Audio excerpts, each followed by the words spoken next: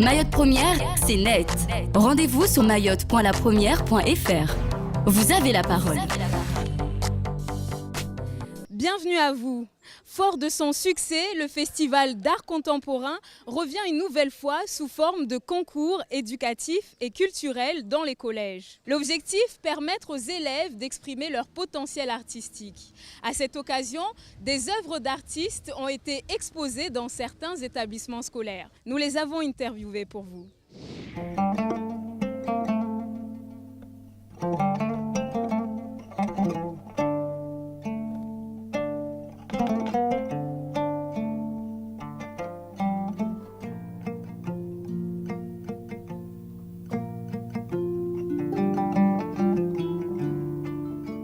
Donc, je suis Cyril Lecor, je suis auteur de bande dessinée. J'ai créé à Mayotte une bande dessinée qui s'appelle Les Boignies, qui passait dans le journal. Voilà. J'ai sorti 3 albums.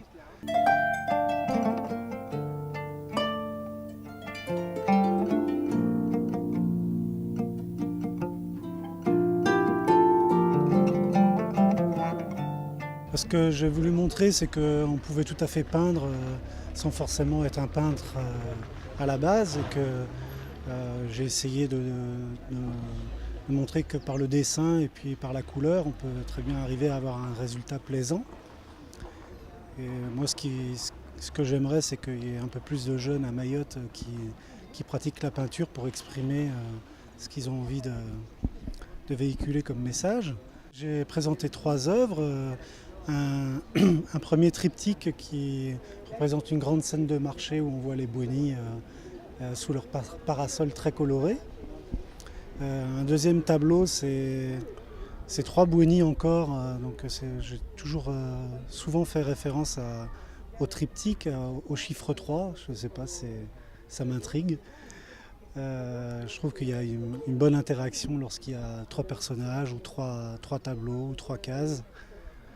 Et donc il y a 3 Boignies sous un grand manguier. Et sinon, le dernier tableau, c'est un métissage où on voit deux jeunes filles, une blanche et une noire.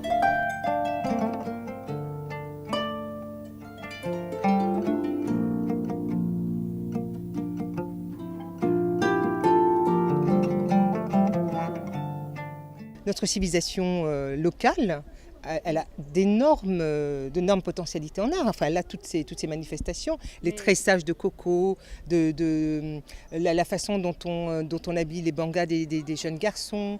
Enfin, vous avez ça partout. Les tissus que nous portons, tous nos salouvas, nos quichals, toutes ces représentations-là, elles ne sont pas art en soi, mais elles sont parties d'une pensée artistique. Donc en fait, ces manifestations-là, elles viennent juste un petit peu secouer ce que nous avons déjà en nous, ce qui existe ici comme ailleurs. Sauf que cette pratique de montrer dans une galerie, d'exposer de manière plus résolue, c'est vrai que ce n'est pas quelque chose à laquelle nous sommes habitués et qui vient plus de l'extérieur. Mais ça existe. Ça existe. L'art est peut-être même une des choses les mieux partagées, les moins en souffrance et en difficulté sur le continent africain. Mayotte ne fait pas exception, les Comores ne font pas exception, la région océanienne ne fait pas exception.